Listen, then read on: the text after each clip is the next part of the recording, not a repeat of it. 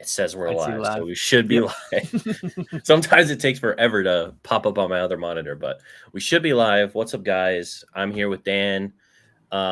This is a regular kind of call-in show, but I actually polled you guys on my community section of my YouTube to see whether or not scheduling talks like this with creators would be better, or doing just the straight up call-in shows like I've been doing would be better. And a lot of you guys said, why don't you do both? So for the next few of these, I'm going to do where half the chat is with someone specific. So I have Dan this week. I think I have Greeny next week, and then we'll just keep going from there. And then the second half of the chat will be call-in, so people can call in and ask a question and dip if they want.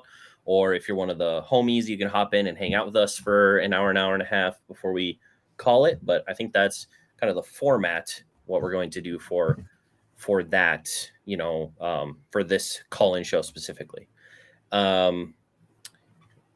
The only other thing before I'll slide it over to Dan, I have a trivia night coming up. I'm finalizing all the games and everything for that. That should be coming October 3rd, which is a Thursday night at 9 p.m. And the guests are going to be PokeChef and Retro. So that will be a fun head-to-head duel of the trivia. We've got some fun games. I shared one of the games with Dan earlier this week because I thought it was absolutely ridiculous. So it's going to be a good one. I'm excited. It'll be fun. So Dan, if you want to just quickly address the MetaZoo sized elephant in the room before we move forward, you can do that. This is a Pokemon podcast, so we're going to be talking about Pokemon today, but I'll just let Dan say what he's going to say, and then we can move on to some Pokemon topics. Yeah, I understand MetaZoo is the latest, greatest rumor mill, gossip, drama, whatever you want to call it, news. And like, I used to have MetaZoo videos. I actually, my last MetaZoo videos that I made, I said in them that I would make more in the future. That still holds true.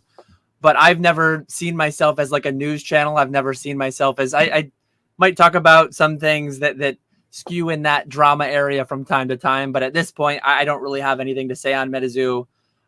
In the future, when the time is right, that there might be conversations to be had. There surely will be conversations of some sort to be had. But I don't have anything to cover right now, though I know a lot of people probably want to talk about it. Maybe I'll pop out at the end and you guys can all talk about MetaZoo if you want to at the end. But well, and to be fair, there's really nothing set in stone right now anyway. So there's not all that much to talk about. Nothing is accepted. Offers are out, but there isn't anything really to talk about yet because nothing's actually in the works. Just kind of in the works. So we don't have to talk about that tonight. I've got tons of topics to go over from the Pokemon side of things, and that is the plan. So yeah, you can ask questions about MetaZoo. Most likely we will skip them. And then, yeah, if everyone's really jonesing for my take on what's happening for some reason, I don't really talk MetaZoo at all on my channel either. We can talk about it at the end. If Dan is comfortable hopping out for like the last 30 minutes, we can talk about it if you really want to, but I don't really think that's going to be the case. And there are plenty of, like, if you are passionate about MetaZoo and if you're actually desiring to hear like what's coming down the line, I would just point people towards MetaZoo's official channels. Whoever takes ownership will relay information through the proper channels. One criticism of MetaZoo in the past is that the wrong people were giving the wrong messaging in the wrong platforms, the wrong time, wrong way. And I'm excited for the future of MetaZoo, and I'm excited to engage with MetaZoo through the proper channels in the way that it's intended to be shared and distributed and all that good stuff. Yep. All right.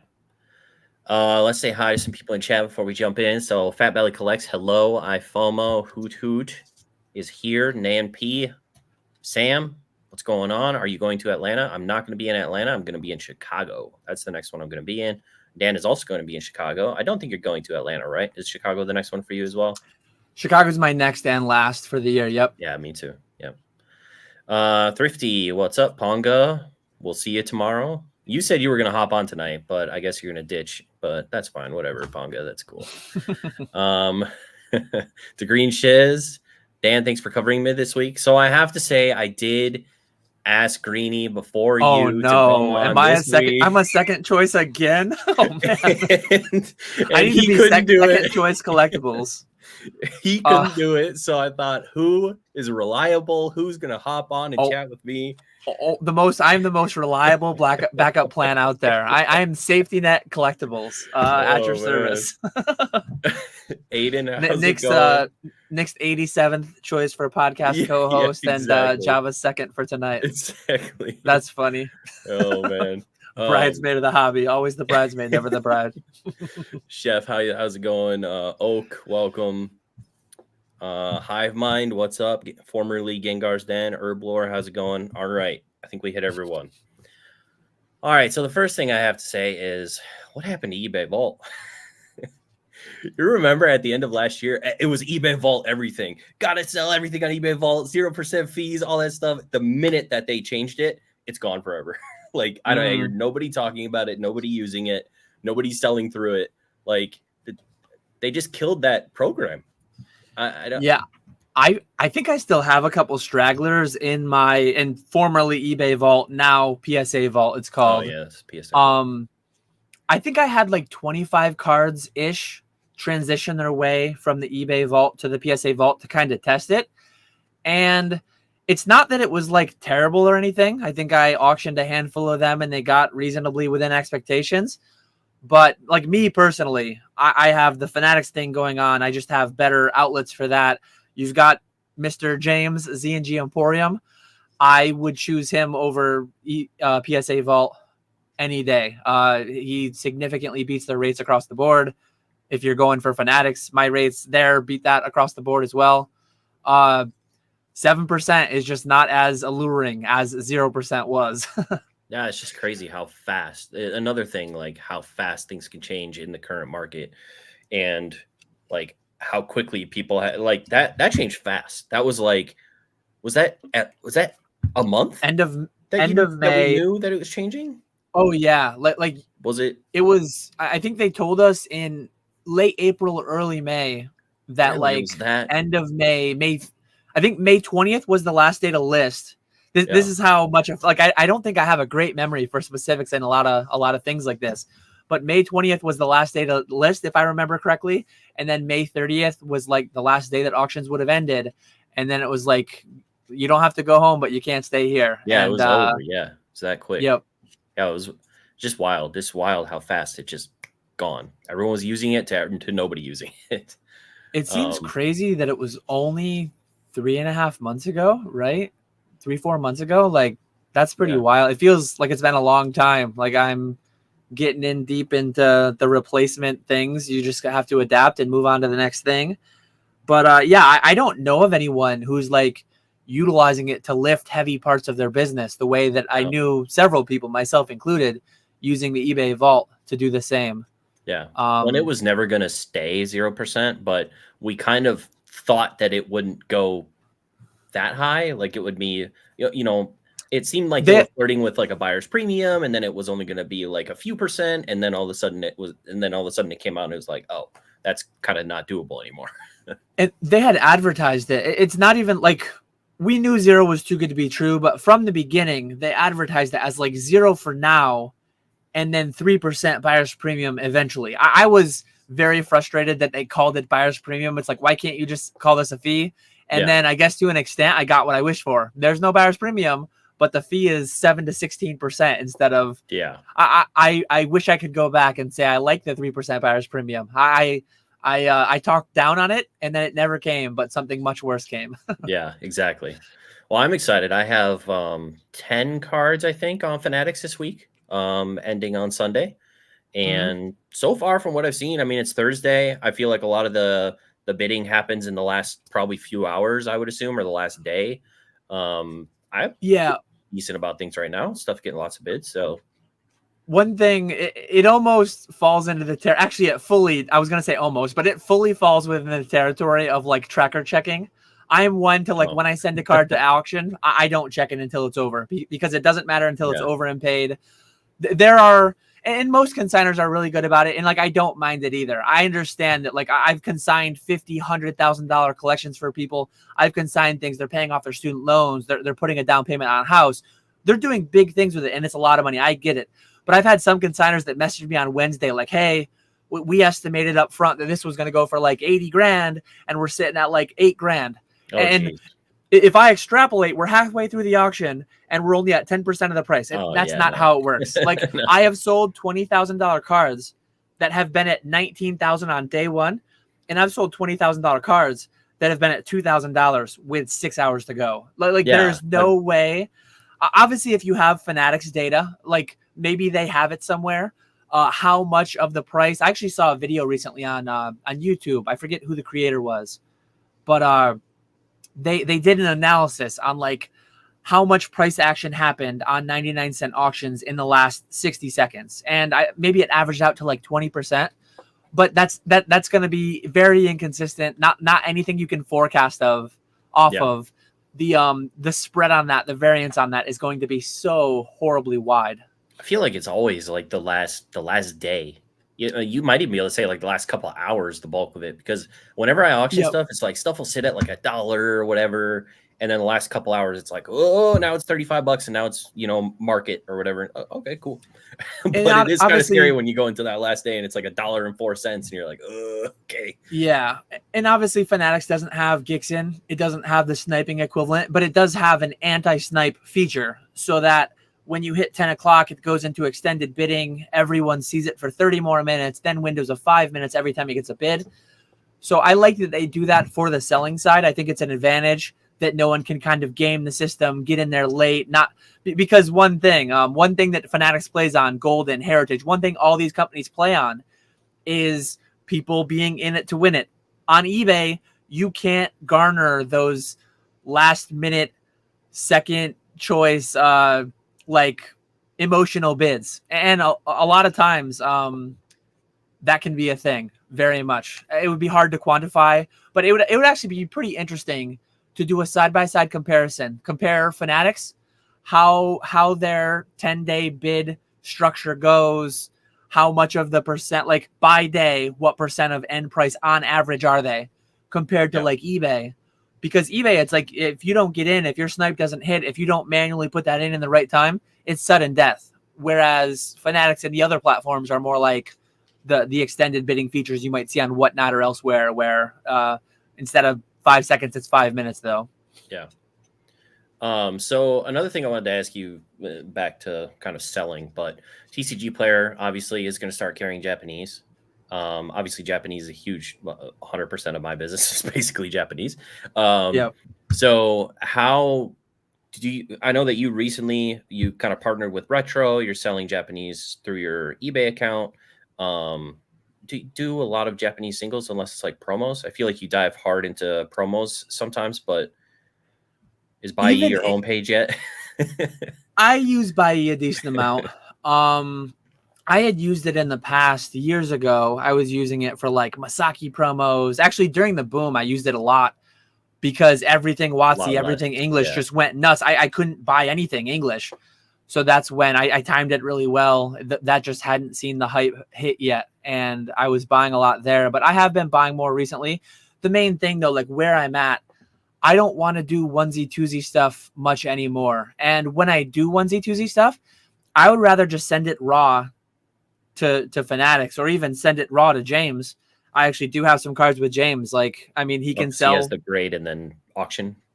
Yeah, I don't have any to him through that as of now. I might send more in the future to him, but like I have just buy it now consignments with him that I might periodically do. Nice thing about Fanatics is they don't, as of right now, at least they don't require exclusivity. So I kind of play around on a bunch of different platforms, trying to optimize what cards I send where. But yeah, I just try to not do too much of the onesie twosie. I like to have the kind of stuff where I have 50 of them and I can pop them up, stock photo. Obviously for that, you've got to be sub 250. Otherwise you do have to have the specific photo, the specific cert number. Okay. And I do play around with those too. The way that I work it, I just have like, if I have 6 Greninjas from Twilight Masquerade, I'll just pop one up, quantity 1 when it sells, change the cert number, change the scan, and then reprice if needed and go from there. Yeah, we're pretty different in that way because I like the variety. So I'll buy like a few, but I'll buy like 50 different like cards at a time, and I'll buy like 3 or Yep. 4 of them and go that way instead of I don't know, at shows I like having a variety, and then I think on eBay it's nice to have a variety too. Obviously I don't do it at the scale that you're able to do it, but going back to TCG Player, do you think that it's going to affect your business in any way, from the sealed side or from the single side or the graded? TCG Player doesn't do graded, right? So just the seals and the single side. Do you feel like it's going to I think people do list graded cards in there from time to time. It's weird because like you won't naturally see them because they'll be priced a lot higher. But I feel like I have seen Japanese, like how they put Japanese in there before they actually could do Japanese. Yeah, Japanese is annoying because you always see it and they always price it way above what the Japanese is actually worth, but under what the English is worth. So you got to be careful. Oh man, I spent like 25 or 30 grand on TCG Player in the last month, and I think I bought 1,000-ish cards, and I only bought like 20 Japanese, but I did them all in the first wave, and then I'm like, crap, I don't know how I did that again, and then I haven't done it since, but I probably will again someday. I forget what I was looking at, but it was like it's like a $20 card. Oh no, it was the Magikarp. It was the Japanese Magikarp. You know, the art rare. That's really expensive in English. So I clicked on the TCG Player one, and there were like $30-$40 copies, and I was like, isn't this card like way more expensive than that? And then I look and I'm like, wait, I could buy this on Buy for $20 right now, and they're $40. People are listing them on TCG Player trying to get people to buy, like accidentally buy a Japanese copy. I feel like, and some of it is they're probably you can never tell intent, right? So some of them are probably just capitalizing on platform arbitrage. They're getting people who actually want the Japanese, have no idea where else to buy it. True. I think it'll be huge for a TCG Player. I think it'll be nice for me as a buyer because I buy English cards and they get muddied up by Japanese. So like it'll be good for price history. It'll be good for all that. I think I mentioned it. I forget where I mentioned it now. It must have been in Discord somewhere. But I think I have good enough access to Japanese product that it won't help me as a buyer because I think I'll be able to buy cheaper elsewhere. And I don't think it'll help me as a seller though either, because though I think my sourcing from Japan is too good to be able to justify, like I probably won't be able to buy anything on TCG Player Japanese because it'll be too expensive. But my buying isn't so good that I can buy Japanese in bulk, sell it on TCG Player and make margin. So it's like my sourcing is in that perfect middle ground where I can't make enough margin to sell likely.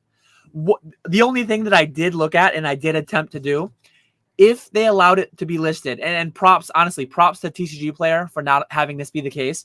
If they allowed it to be listed same day, I was going to list like all my Japanese sealed, and I was going to try to be the first one, convert on some like above market sales. But given they're doing the 2-week window for everyone to get on board for the October 1st launch date, I think most of the margins will be taken away. Like I'll take a peek with like a day or two to go till October. Yeah. And if 151 is at like 150 and on eBay I'll throw mine up for 140. If there's like a big gap somewhere, I might slide in, but I think most of the gaps will be filled, to be honest. Yeah, that makes sense. I don't, from my perspective, I don't really think it's going to affect much either. I feel like the cards are probably going to be too expensive or more expensive than I can find them on Buy or some other website, because even if you go to like Card Rush, a lot of those cards are way more expensive than you can find on Buy. Buy's got all the coupons, so it's like it's going to be really hard for TCG Player, or really anyone, to beat a lot of these other websites that can constantly have 20% off coupons or constantly like 30% less price. Like it's kind of wild that there's like a 20% off coupon every week on Buy. It's pretty crazy. It has been crazy lately. And one thing I meant to mention too, I'm not like some amount of people woke up that day and they own a game shop or they own whatever they have. There are people with massive backlogs of Japanese singles that they didn't really know what to do with. Like all their grading misses, whatever they may be, all the bulk from the ripping. And Roka actually sorts. I don't know if the Fizzbatch does. I don't know if other things do, but I'm sure there are some businesses that are in like the perfect spot, having all the inventory ready to go, having it all, like having the Roka. They've got 2 weeks to start pounding the Roka away through that Japanese product. And So I'm not in a good enough position to leverage it from like either side, but I think Yeah. it's great for the market. I was think at it's a great for the show. market overall. I was at a show a couple weeks ago, and I was the only one there primarily doing Japanese. It's kind of normal for like this North Carolina area. Most people are Mm. English, and I had a couple people come over and like, hey, we have a bunch of Japanese in our shop, and it doesn't sell for us. Like, so you should come by and get it at like a discount or whatever. I could see Mm. that store is probably like in heaven right now with this announcement. Like, yes, Yeah. finally, we're gonna list all of our Japanese on TCG Player. But yeah, I'm too much of a chicken. I don't know how you do it. You probably have a higher risk count, lower risk count. I don't know. Higher risk tolerance. Higher risk tolerance. You just go on TCG Player and you just buy things like sight unseen, and you get stuff in, and somehow stuff is gradable. Like every experience I feel like I've had I haven't bought a lot of brand new stuff on TCG Player, so it's probably better if you're buying modern. But I feel like I have the worst. Like I never get gradable cards, but I haven't done it in a long time, to be fair. But I just really don't like buying cards without being able to see pictures of the cards first. You should give it a shot, to be honest. Like, said to my detriment, because I do it and it makes money, it makes margin. If you pick a card and you have access, I believe, to Graded Edge, I don't know how much you've played around in there, but it shows English, it shows Japanese. If you pick a card that's grading 70% 10, 60, 70% 10s, you're not going to get exactly that, but like, you know how to pre-grade. You can, as long as you have an outlet, for the grading misses, and whether it's live streaming, whether it's selling to a live streamer, just turning around, selling it back on eBay, TCG Player, wherever. You do the math and the numbers still work out to where it makes sense. Yeah. I'll have to try it at some point. I do like Graded Edge, mostly for ideas. A lot of times I'll run out. My mind will be like, well, I've bought through all the Charizard SIRs, all the Mew SIRs, all of those that I can find with this coupon. What else has margin right now? And I'll go on Graded Edge and I'll be like, okay, never thought about that one. Let me double check. And then you double check and you're like, okay, I'll buy like 3 of those and see how it goes. And it's great because it shows you the sell through. It shows you like all the interesting and necessary metrics to vet how good that play would be, right? Yeah. I think it's huge. I think a lot of the cards when a new set comes out are fairly obvious. It's like, okay, this hit, that chase card. But sometimes you'll be browsing through, you'll be filtering different ways, and you're like, wow, I knew these 3 were going to be there, but these 2 really, really caught me off guard. And then, yeah, as you said, it gives you ideas, and then sometimes it just reinforces. It's like, this one feels like it could make sense, but it's kind of tight. Just look at the numbers, and it's like, boom, it's right there. Yeah, it's great. Yeah. Before I get a bunch of comments down below asking where this magical website is, it's currently in the Pokenomics Patreon only. If you're a member there, you get access. It's very much in the early stages. It's constantly being updated, which is really awesome. It's very receptive to all the different ideas. Very fast to implement a lot of ideas as well. So it's been very cool so far, seeing like it consistently improving and getting better and getting built out. So eventually, I'm sure it will become public, potentially. And when that day comes, I think it will be big for a lot of people in this space for sure. Yeah, I think Will is doing great things. I've talked with him a bunch. I think he definitely wants to monetize it to some extent. As of right now, it's kind of in a closed beta, monetized solely through affiliate links. But I remember, I don't know if you remember, but over a year ago, we actually had Pokedata. We had them in one of our monthly presentation things. And at the time, they were new, they were launching. They didn't really know how they were going to monetize. But like long term, I mean, Wikipedia, for example, they run off like donations and whatever. They don't run ads. They don't. But it's just not sustainable. And some of that comes back into like the TCG space. It's like, I want everything to be cheap and affordable and attainable for everyone. It's like, I mean, Pokemon is only going to be around 25 years from now if they're making money, right? They're not going to do it out of the kindness of their hearts. It only makes sense that way.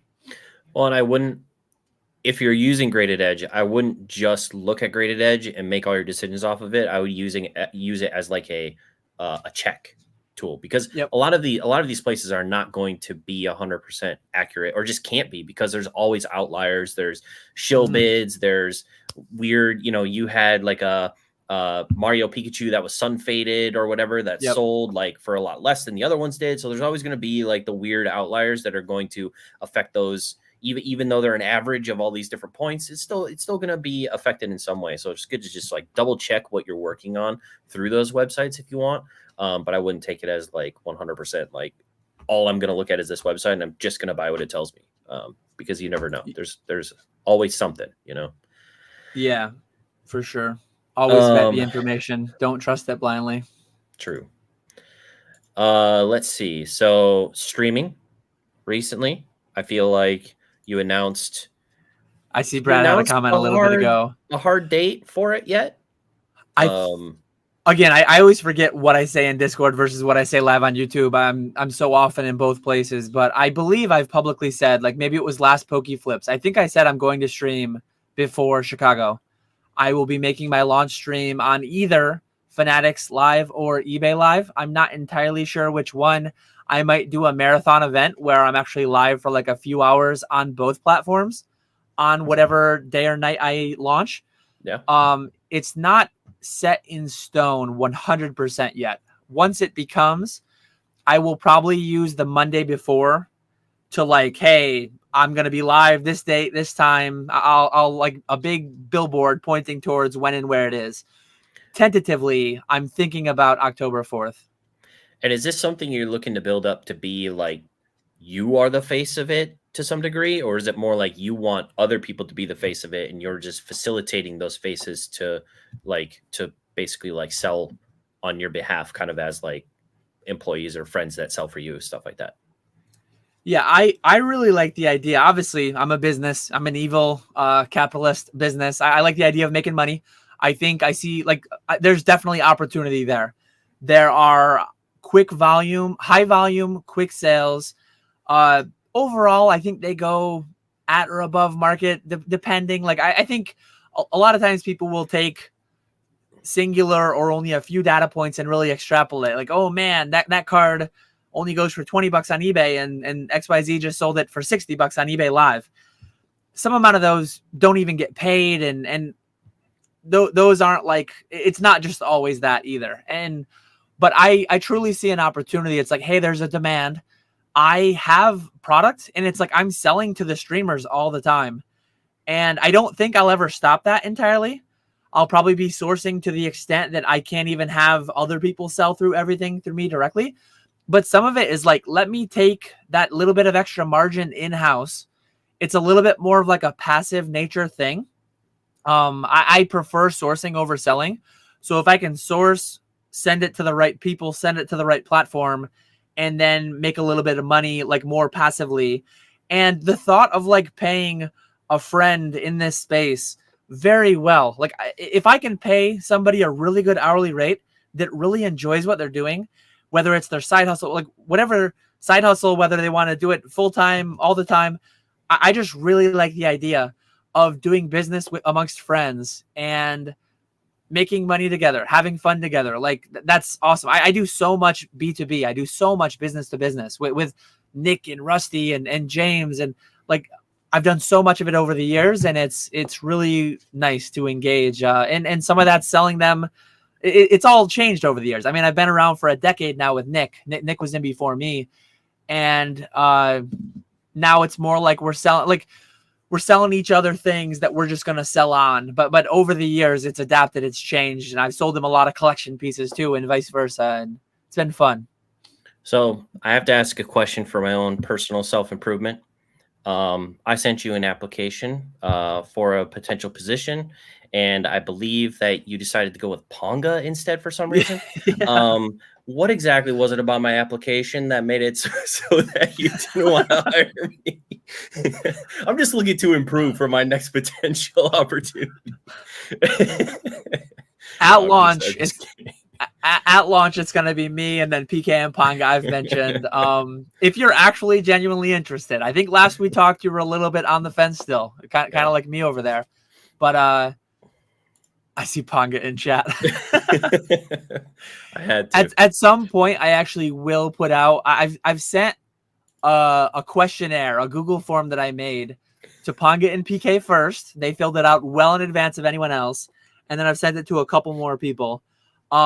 Nobody aside from myself, PK, and Ponga will be streaming it will be just us three, October minimum, like guaranteed. There's no way I'll bring on anyone else till at least October.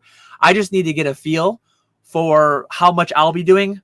I think I had been saying that I might do it like once a month. I might do it like once a quarter. I'm leaning more towards like the once a quarter thing. I just there's a lot of things cooking, and I am already live a fair bit. I'm not going to turn into the live streaming animal that Nick has become. I don't believe. I really like coming on and chatting a couple hours once a week. I do it with Pokeflips. I do it with my own thing, and then I make random appearances here and there also. I don't think I definitely don't have the desire. I don't have the charisma, the personality, the face, any of the things for live streaming it. Well, I will say I am dipping my toe into the live streaming sector of things. I'm not going to be streaming myself, but I am helping PokeChef with sourcing some slabs for his stream. So I'm nice. Been working behind the scenes on securing some cool Japanese cards so that he can sell them on his eBay live stream. So we're going to see how that goes for a little bit, and hopefully that goes well for him and for me over there. But yeah. Let's see. OSP Enterprise is going to have to scoop Java up. Hey, free agent. I'm just saying. I've been crunching numbers, and I think like the most sustainable thing is pack ripping. Like I can source nearly infinite packs at like 80 to 90%. And I think the consumer demand out there is so much deeper and so much more consistent too. Cause it's like, I can see what people are selling packs for. I can just do the math on like, hey, market is this, they're selling for this, fees are like, I can calculate exactly. The buy it nows are very projectable.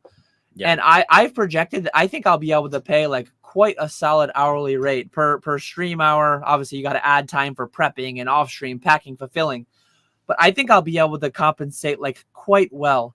I don't want to get too overly ambitious. And once you get into like trying to capture the upside on when cards go really expensive, it gets very complex. Like I don't want to spend 2 hours in a spreadsheet. I love spreadsheets, but I don't want to spend 2 hours in a spreadsheet dissecting a 2 hour single stream, figuring out how much like over market we went for and trying to do some revenue split over what we expected to get. That gets really complicated. If I can just pay a very high hourly rate or pay like an X amount per item and they can sell 200 items per hour or whatever it may be, I think there's a lot of ways to make the math make a lot of sense. And I'm trying some different things. I've intentionally sourced some different inventory that's less onesie twosie, that's more like any deep well of, and obviously the deeper the well is, the easier it is for anyone to do, the more likely the margins are going to be thinner. But even that said, there's still decent margins on a lot of stuff out there if you just do the basic math on some of the pack rips. Yeah, I think if I was going to stream, I think pack ripping would be fun. Although I would just want to rip. I wouldn't want to do like bounties and all the other shit. I just would want to rip for people, I feel like. That's what I'm going to be. That's what Catch 'em All Collectibles will be. I worry a little bit that like I've been watching a lot of Fanatics lately. I've been watching a lot of eBay, whatnot lately. And I think eBay Live is the best out of it, but it's not like there's no bounties whatsoever. It's not there's no games whatsoever, I don't think. I think there's definitely a little bit of stuff going on, but whatnot and Fanatics have a lot more of it for sure. I was texting back and forth with PK one night. They had 100 items. I think it was 6 booster boxes, 10 ETBs, so 16 hits, and then they had 84 single booster packs. And on Fanatics, it's like you bid to win, you buy one of 100 slots. All 100 slots were sold consecutively. Like, I don't think there was any like Blake's Breaks type malfeasance going on whatsoever. I think it was all above board in that people were literally auction bidding on what they were presented with. And the like, I did the math on what the average sales price were going for, and it was crazy how much extra margin they got. I don't fault the sellers whatsoever. I just don't want to be that seller. I don't think they're doing it's. I'm quite confident the people that were doing that stream and the people doing other streams won't hear this, and take issue with it or anything. But like, Like, well, if I was on my own channel, I don't think they would either. If I was on PokeFlips, I don't think they would either. Just kidding. Yeah, that was not meant as a slight against you. No, Like, I'm just kidding. I'm just kidding. Genuinely, I see nothing wrong with that. Like I see nothing wrong with a casino morally. I think people go and people abuse it. There were probably people in that stream that shouldn't have been there. There were probably people that are gambling addicts that were spending money they didn't have. All that sucks. But like that person couldn't have been more transparent. It was literally presented in a nice pyramid on the screen, and he was plucking away like, hey, we clicked the button, we rolled it. Oh, you got a $25 booster pack. Oh, you got a $25 booster pack. The odds are going up. The odds are going up that you'll get a booster box. Every time someone got wrecked for a -20, -21, -22, it's like wild. I actually had someone reach out to me recently. I don't know if you've seen these things or not. It was one of those like sponsorship opportunities. I don't get very many of them, but it's a digital Pokemon.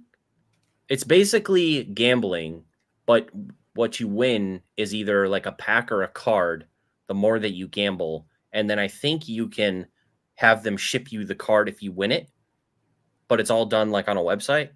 And you basically buy like pulls. It's basically like a slot machine. And then you have a chance of like winning a particular thing. And then I think you can have it shipped to you if you get like a big card or whatever. I'm just like that's the closest thing I've ever gotten to like an actual like Pokemon related sponsorship. But at the same time, it's like that is a level of degenerate gambling that I don't think I could like show people and feel good about, but and the thing for me is like I'm honestly torn, because it's like if there's a demand for it, there's nothing wrong with it inherently, as long as there's honesty and trust and all that good stuff. Like if people are selling something and people want to gamble on it, like again, I'm fine with casinos, I'm fine with sports gambling, I'm fine with all that. It sucks that it gets abused, but it's not that I would feel I don't even know. I like gambling is so inherent to the hobby already. I guess I just feel like there's enough of it. like if I'm selling 9 packs hits only for $50 of whatever set would work. Like let's just say it's 151. I'd probably do 9-pack hits only for like 60, because it's about $7 a pack is. There's so much gambling there. Like most people will evaporate $60. Yeah. Now, if instead I turn it into 100 spots, 80 of them are packs, and 20 of them are ATBs, people are just bad at math. Like you should take, 80% chance I'll get a $7 thing and a 20% chance I'll get a $50 thing. You should just do the math and calculate the EV, and you should spend that. But people don't. People think like, 1 in 5 chance I get a $50 ETB. Let me bid $25 on that. Let me bid $35 on that. Like, no, please don't. That's very bad math. Like, go to another stream and buy a $50 ETB or whatever the 70 probably the ETBs are. I'm saying the wrong number, but I think the point makes sense. I would have to get over some of that if I was going to do rips, because I know, I very briefly only did 2 Whatnot streams, and I ripped Brilliant Stars when it first came out. It was my first Whatnot stream. We ripped a case of it. And I felt so bad, because when you get to a certain point in the box and there hasn't like the big card hasn't been pulled from the box yet, people are spending like $20 on a booster pack because they think that they're going to hit like the next big card. And at that point, I just start feeling bad, because it's like, you should not be spending $20 on this booster pack. Like, you're out of your mind. But that's part of the streaming, because some packs will go for $2. Some packs will go for $20. And at the end, you'll probably get like retail out of your box, like $144 or whatever it was at the time. And that's just something you have to deal with, I guess, because ultimately you're just putting it out there and someone's paying for that. It's not necessarily like you. And I guess just to put some props to the people that were streaming, I think the way that it came down, I think the last 3 things, it was like 2 packs and an ETB, and people bid like 30 maybe. They bid like 25 or 30 or maybe 35. And it went pack. So 2 very expensive packs were sold right at the end. And he's just like, we're in here. We're doing the auction. Like, why don't I just auction the last spot? He's like, people will just pay what an ETB is worth, because you'll get an ETB. 2 times in a row, they ran it. And he's like, I have stellar ETBs in the buy it now, and you guys are bidding more than it is in the buy it now. So he canceled it. He's like, I'm not letting you do that. I'm going to. So it was literally a guaranteed ETB. people bid the auction higher than he had it in the buy it now. So he canceled it. He's like, do it again. Go cheaper than the buy it now. And they went more expensive than the buy it now again. So he canceled it. And then he's like, I'm not running this last one. Go buy the cheaper one. So it's like, what can you do if people are literally throwing money at you? It's like, because that is, I think they're absolving themselves of all issues because one, they're putting out a clear product. It is a gambling product inherently, but they're laying out the full odds literally in front of you. There's no like rigged part of it, presuming there's no rigged part of it. Yeah. And it's an auction. People can bid what they want to. I mean, if one auction went for $5, they will spin the wheel. They will give a booster box if a booster box gets rolled, presumably. Like, yeah, it's just realizing the consumers that, are doing it to themselves.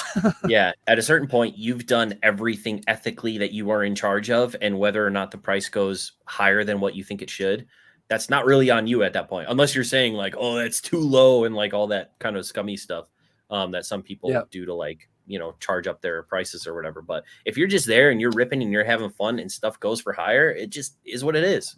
Like, as long as you've been totally transparent, you know, for the entire process, then there's not really much else you can do. And I think decent analogies, because so much of this hobby is gambling and all that. Like, I go to casinos occasionally, a couple times a year, maybe. Entertainment. I go with a budget. Like, I feel like I do it the right way. There's definitely been some times that I've set a budget here and maybe, it's early in the night. I've gone a little bit over budget, but like always within my means. I like going to a casino, but I don't want to own a casino. I even though it's very profitable, like I would have a hard time seeing it and experiencing too much of it firsthand. I think, I don't think there's anything morally wrong with it, and one analogy I was going to make, like owning a bar, being a bartender, you actually, that is actually where, like, I could be wrong here, but I don't think I am. I don't think a dealer ever has the legal requirement to stop serving a player. Like, obviously, like I've sat at a table and I've heard people talking about rent and I've heard people talking about truck payments and this and that. Yeah. And the dealer keeps dealing. They keep putting money. If you go to a bar and you know someone's there alone, like, bartenders have a legal responsibility not to overserve. I would almost feel to some extent like I don't want to overserve, but you never know people's backgrounds. At a certain point, you can't really overserve because they just run out of money. Like, and you don't know their story. Like, casino, you probably shouldn't be able to, but there are people in live streams. There are people at casinos that spend $5,000 every weekend, and they are multimillionaires, and it's all fine and it's all good, and it's not hurting anyone.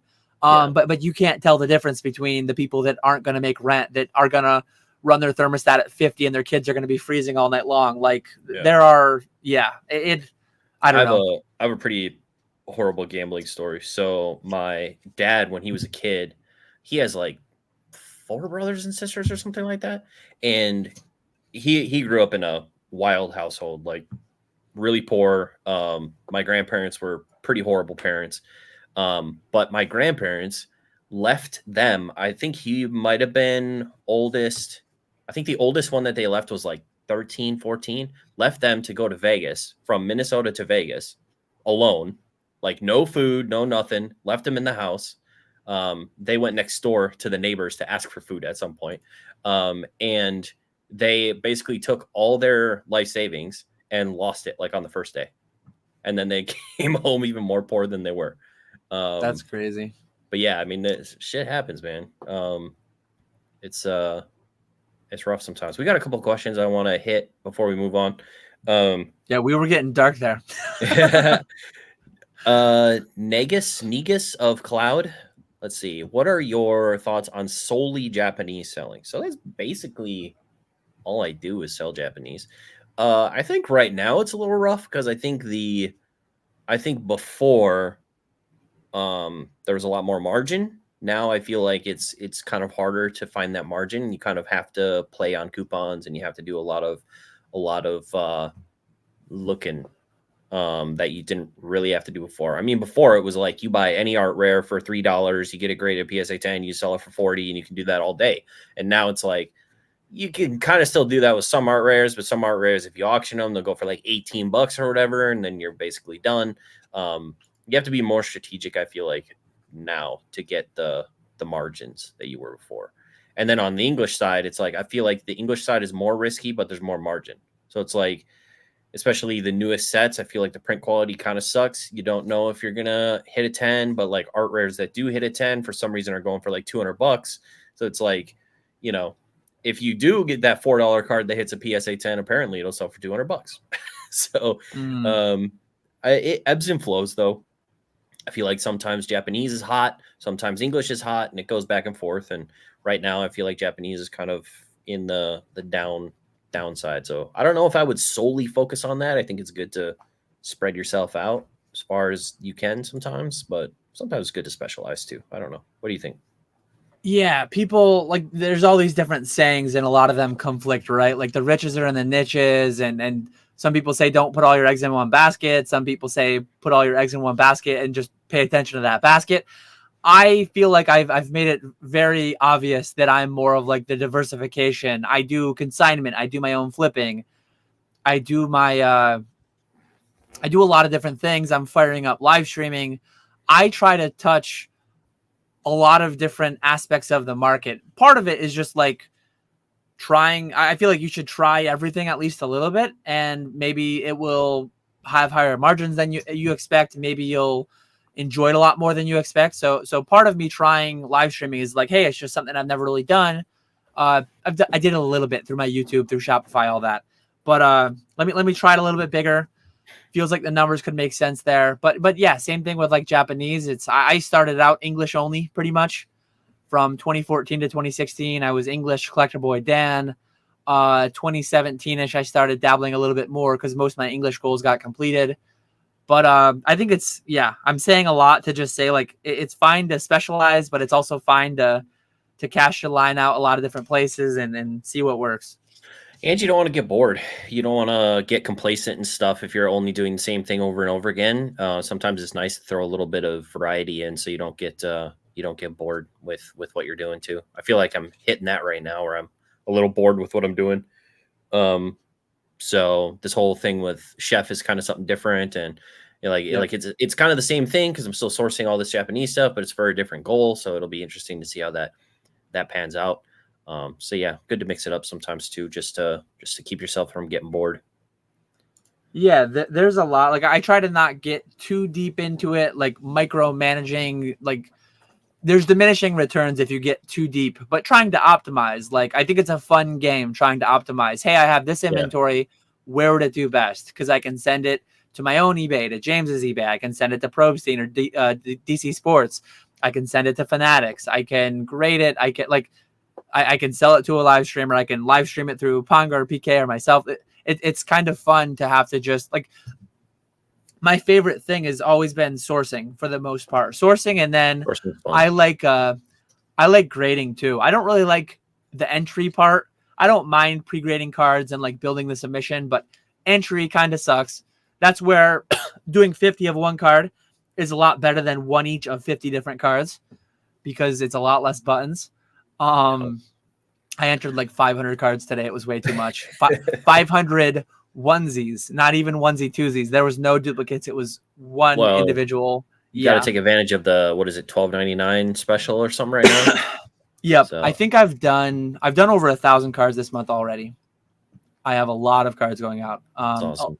Is there, so curious, maybe it wouldn't do as well on your channel, but it does decently on my channel. So I'm going to ask, is there a reason why you don't do more like reveal stuff? Like, this is what I graded. 1,000 card return and just going through everything, or doing a live stream where you're showing all the grades of everything, or is it more of like you don't want to reveal a whole lot about that particular thing at that point, or is it just like you don't think it would do well on your channel, or? It's not really like spilling play type thing because people can literally just see what I have on my eBay, and it doesn't all go there, so you wouldn't see everything.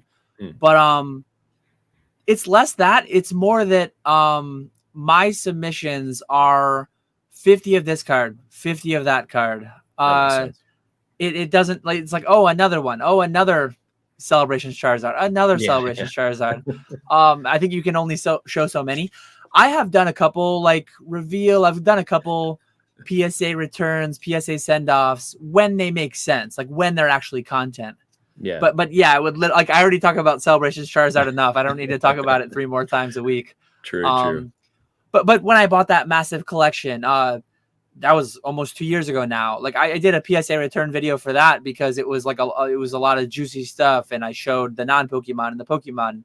So if something stands out, I will still do it from time to time. I bought that big raw collection, a lot of which is for sale on TCG Player right now, some of which I graded.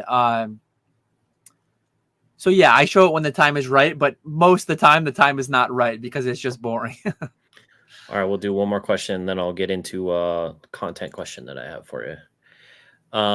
Would you guys risk it to go full-time with grading cards? So Dan is full-time. He has a lot of different parts of his business, but one of them is grading cards and selling them for profit. I am not full-time. Probably couldn't go full-time right now. But primarily I do it on the side and I sell graded cards. So I wouldn't, not right now. I make good enough money. I have a low stress job. I get to do a lot of this. I get to double dip a lot and do a lot of this while I'm clocked in because sometimes it's slow and it's just not a position right now that giving up my job would be a good thing. One thing that's nice is my company just recently went through like a layoff phase where they laid off a few hundred employees, which is a lot for this particular company. But it was nice because, there was a part of me that was like, oh man, I really hope I don't lose my job. But then there was a part of me that was like, well, I have a decent savings. I have a decent fallback right now of selling cards. I could easily get by on this until I found something different. So it is nice to have it as a side thing, is like a little bit of security in case something like that does happen, because you never know when stuff like that happens. So I think if you want to talk about your transition to full time and how that went. I think like Bierski has mentioned before that he has a job that's kind of like seasonal. There are like routine layoffs as like part of it. Part of the year will be that. Brandon, pretty sure I didn't say that all together. Maybe I did. I don't know. There were at least pauses or a couple words in between, hopefully. But I guess we'll find out in Discord after the stream. Just don't send it to my boss. But yeah, it is. I guess the recommendation that I would give is side hustle it until it gets to a point where it earns enough money consistently to pay all your bills. Like that is what I did. I side hustled it. I hobbied it from 2014 to 2021, early 2021. And the whole sugar mama thing. Do you have a spouse? Do you have a partner or whatever that can help pitch in? Like you've got a lot of people in the hobby. I know like Alex Nostalgianomics is doing his own thing. He's got a wife with the benefits. I know Rusty has a spouse. A lot of people in the hobby have a spouse, at least when they started getting that health insurance, getting all that other part of the picture, but very personal decision. No one can make it for you. It's highly dependent on your situation, but the more runway you can give yourself, the better. The higher savings, the higher inventory, the higher all that stuff is just better. Pretty sure they laid off hundreds, period.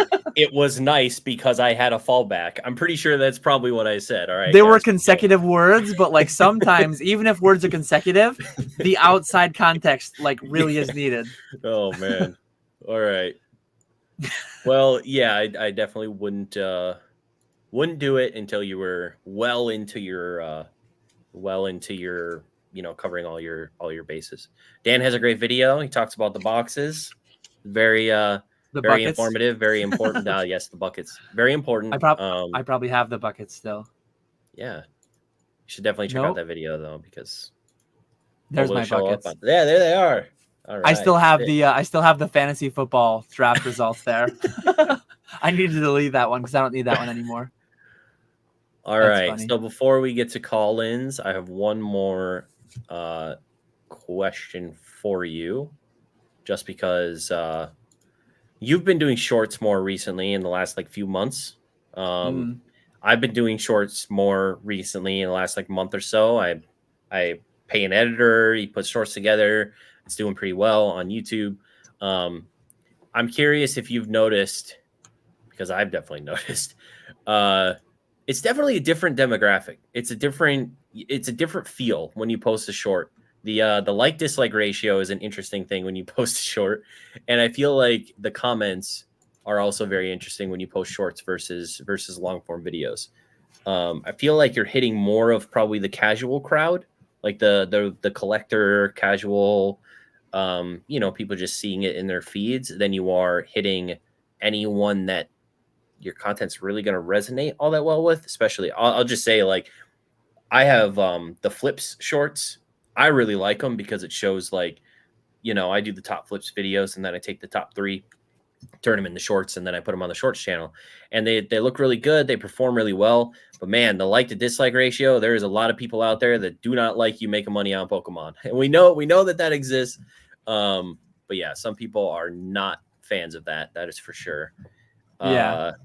And then so many people think that you're lying about stuff, like, or just don't believe it or think that it's fake. Like, I made a short of opening that Japanese jungle pack, and because I didn't show the whole thing from start to finish, so many people thought that pulling the Flareon was fake, that I like faked the pack opening. And it's like, why would I do that? Like, what? But it's so like conspiracy brained. I don't know. It's just more casual. I feel like on shorts, you're getting a different audience. How do you Yeah. feel from your experience so far? I'm so bad at like all of this stuff. I never even really paid close attention. I can't say that I've ever scrolled through all my shorts and looked at the like dislike ratios. They're really bad. I didn't even realize that. Like, Yeah. I have one that's the American Dream one, 56% liked. That one people did not like. But I think so.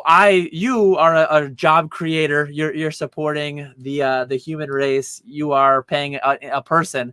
I'm paying a robot to do my shorts. So I'm Yeah, an that doesn't evil. work too well with my content. There's too much editing, but I'm supporting robot kind. I use Opus and I like it. You go in and you give it the URL for your video, and then it picks certain words. It knows like the most dramatic things that I talk about just populate all the recommended shorts. it also gives I you a take grade, some of right? them. Like, it'll say like, Yep. oh, 86% to do well, or 93% to do well, or something like that, right? Like, it'll actually grade your short for Yep. you too. And it goes right for the heart. It goes right for the drama. Like, it goes for all the divisive, all the quick hitting out of context. And sometimes I take them, sometimes I don't. I play around. It's fun. Sometimes there's interesting conversations that spawn from them.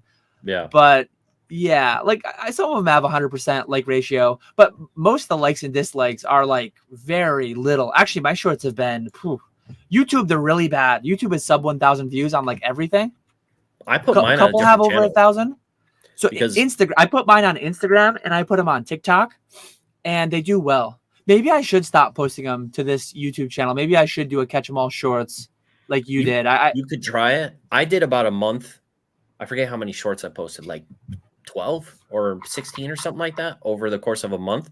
And like the best short was like 200 views. And I was like, something is wrong here. So then I started another channel, and I just strictly do shorts. And now they're like, I think the smallest one is like 600 and the best one is like 16K. Yeah, So I don't my know what it reels is with do the a fair algorithm, bit but better. I probably should do that too. I don't know if I will, but like I don't have a single reel under 1,000, and a lot of them are like 2, 3, 5. One has you have a good 22,000. you have a I think solid that Instagram though. it's the same as my YouTube. I think I'm about 5,500 on both. Yeah. So yeah, I probably should separate.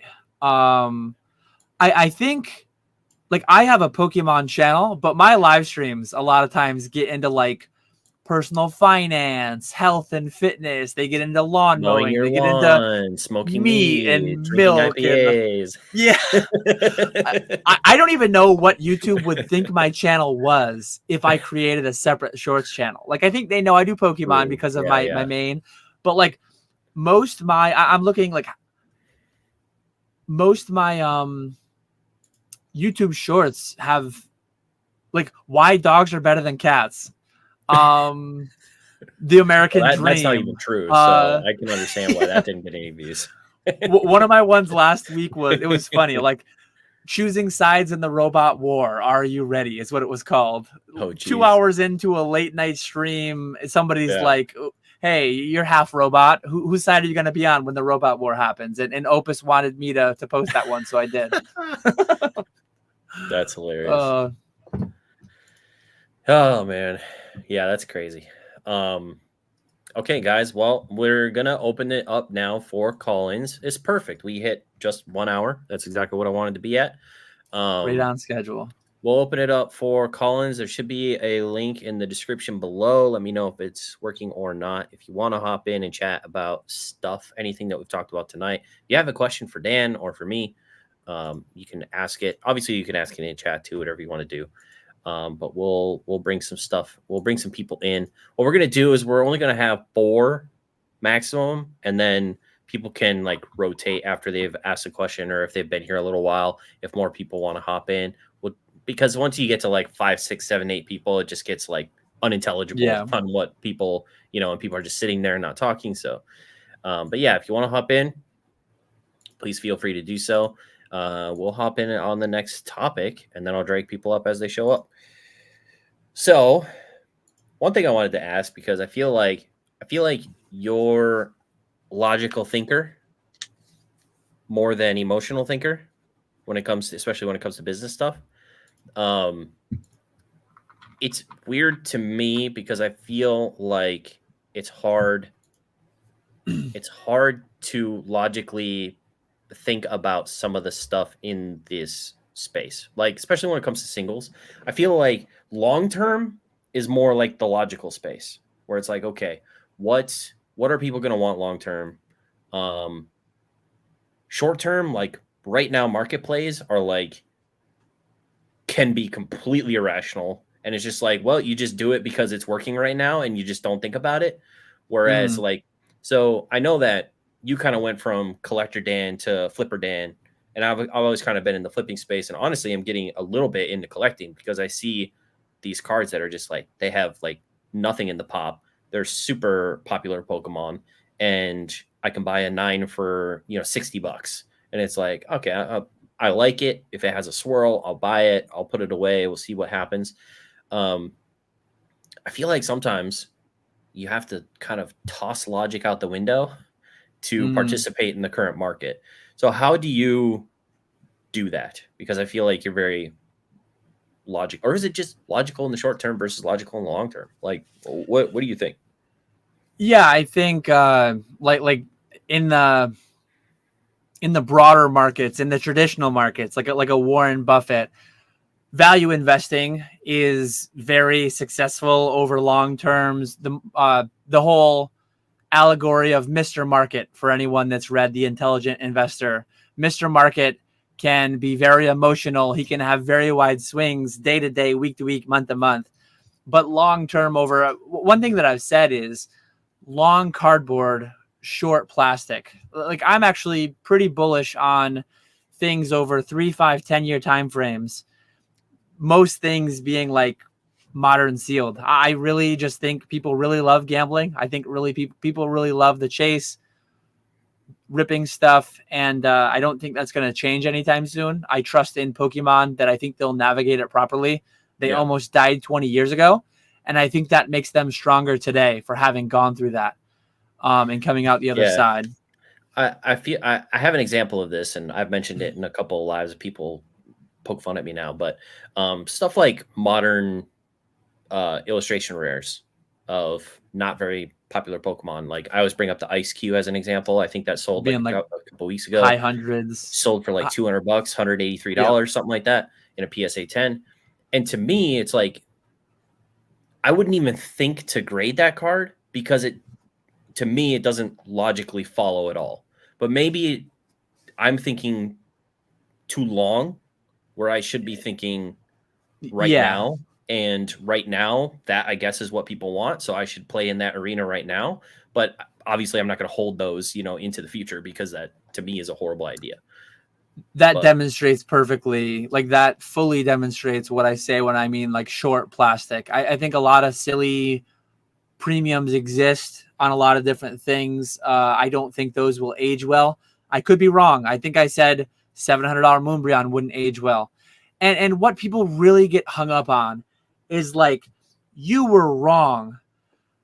The outcome on certain individual items overall, it's like, yes, the outcome for one individual thing can only be binary. It can only be right or wrong. I guess there are still a spectrum. There's still like degrees to which it was right or wrong. But the logic behind it is not poor. The logic behind a card that is getting a 100x multiplier being put in 2 cents worth of plastic, I don't think that's poor logic. It might not, you might not be right. Those people that buy it at 200, they might be able to sell it next month for 300. But yeah, that's not the game that I'm playing. And if like a lot of my biggest returns I've ever made was collector boy Dan, like the trophies that I sold that did 5, 10, 20, 50 times multiples. The all the WotC stuff that I was collecting, that I was intentionally holding on to it because I valued it more than the market. And I wasn't even doing it from the perspective that like I'm investing. I value it more than the market, and I think the market will value it more in the future. Like yeah, maybe I thought that to an extent, to a very small extent, but I didn't think like this is going to outpace my traditional S&P 500 stuff. I didn't think that.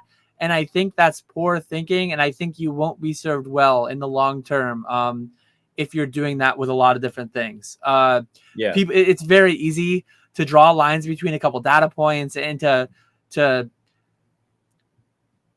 like forget a lot of the frictional fees and or just like simplify them overly.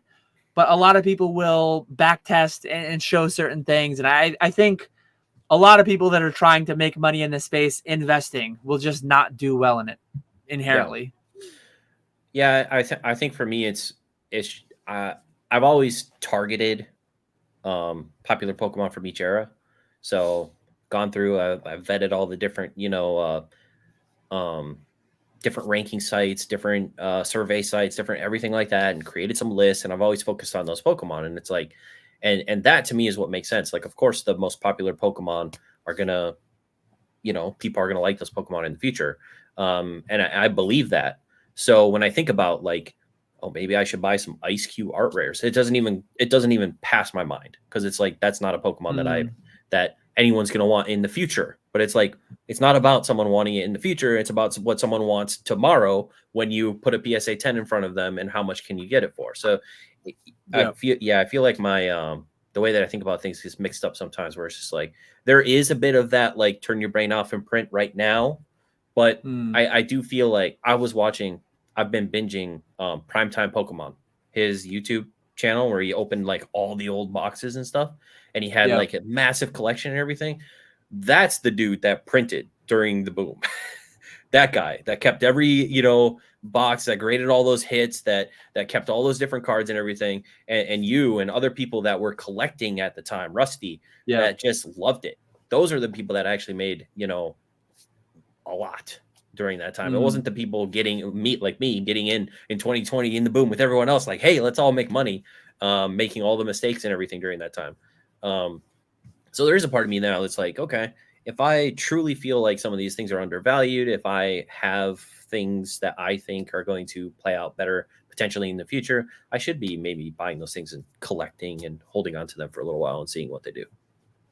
yeah. The biggest thing it always comes down to, like, if you are investing, investors, their number one concern is risk adjusted returns and opportunity cost. Like there are some amount of people out there investing that are doing it on 30% credit cards and like not considering any of these things. But if you can double dip, like we talked about double dipping in a different respect earlier, if you can double dip and you can own a card, like one, I don't have many slabs that I have like set back in my collection that don't have a story. But this was just posted in the Discord recently. I think this card is up like 30%. This card is up like $1,000 in the past 6 months or a year or something. Like I love this card. It's got a fisherman in it. It one of the best arts in the hobby, I would say objectively. Uh I'm not investing in that. I just really like that card, and I think likely could do well over time if I had to put at the time that I put it there, at the time that I at least at the time that I got it back in hand and decided not to sell it. It was about a $1,500 card. And when I look at some of the stuff that I sell for $1,500, like maybe not necessarily one card, but like if I had to choose between that and a Moonbryon plus a Groudon IR PSA 10, it's like I'm taking that all day. And you can't get mad at the market. You can't get frustrated with it. A lot of people do, and it goes nowhere. It's like just look at what the market is telling you. I actually have a short coming out that is exactly this. I'm saying it like word for word. If it's too low, like you don't have to buy, but like maybe buy it if you enjoy it more than the market does. If you can kind of double dip, get that joy, see that Gyarados every day, and then also like maybe it'll go up, maybe I'll make some money, and also potentially get returns from it too. Like it's great. Like so many things. Think of how many things in your life you buy, and at the point of sale, it's instantly worth nothing. There's no resale value on that. Like you buy so many random things in your life, so many random knickknacks, whatever, that you just buy, consume, and they're worth nothing, and then it is what it is. Whereas in Pokemon, it's great that a lot of this, not all of it, but a lot of this stuff holds some amount of value, or at least has so far. Yeah. I got a message this morning, someone asking if a Gyarados that I had listed had a swirl. And I was like, oh, let me double check. And then I looked and it had two. It had a partial on one side, exactly what I'm looking to collect. And I told them, apparently I had two with two swirls. So I was like, yeah, it has a swirl. And then I delisted one of them because I'm like, I'm going to keep that. I ain't selling that for $45. Like, that card's not worth $45 to me. That card's worth well more than that. So those are the types of cards that I'm holding back because I like swirls. Yeah, and again, like some people take it to a negative place. They get frustrated. They get mad at the market because this should be worth this and this shouldn't. It's like modern black labels shouldn't be worth more. Sell those things if you have them, and then buy the other things. Like, don't get mad at it. It's great. One of the greatest things about the market, one of the greatest things about life. Like, I love that overall the market deems my house less valuable than a one-bedroom studio in a big city. Like, I value this so much more. I'm not going to be mad about it's like I'm going to go to where I get the optimum value. I'm going to do that with my vehicle choice. I'm going to do that with my like dinner choice when I go out to a restaurant. Oh my God, I can't believe you're charging $50 for the T-bone. It's like, don't go to that restaurant. Don't buy that item. Buy the other item. Go to the other restaurant. Like, what are we doing? Yeah. No, I agree. Nobody in the waiting room, so we'll just keep going because they got some more topics here. Somebody hop in. What's going on? Yeah, Ponga's sitting there not doing anything. Hoodoo said he was going to join. He's not hopping in. I don't know what's going on. Oak is here. Who knows? We'll leave it to them. Oh, never mind. We have someone. Ooh. Oh, I can't see. What up, Hoodoo? There we go. Wow. I hop in and the first thing I hear is Java talking shit. That's crazy. Yeah, true. Getting slandered in the waiting room. Honestly, I was giving other people a chance, you know? So I have a question for you guys. Or Hoodoo. Of course, everyone. Hoodoo, TCG. Check them out on Instagram. Do you have any follow-ups to anything that's been said, or I can go on to the next topic? What are you thinking? What have you been up to? Trying to get organized and actually do work. I kind of been on a like semi break, I guess, for the last, I think maybe 3-4 weeks. Kind of just been like playing. Well, I started playing TCG, so I've been going out to a lot of events and stuff and building decks and everything. So it was I've kind of just had collections that I bought and a bunch of cards that needed to be graded. So my desk is a mess, both my desks. And this floor behind me was to the top with just boxes. And all those shelves were empty. So I've been organizing everything. There you go. It looks good back there, though. You got a bunch of ETBs, a bunch of booster boxes. You're all set up. Yeah, I kind of. Bunch of 5 rows. Damn, it goes up to the ceiling. Yeah. All right. Is that a stamp box? Is that what I see? Yeah, it's like a row of like 4 stamp boxes. I was looking for that stamp box Pikachu on Buy recently, and there are none. So someone's going through and buying them all. Dan.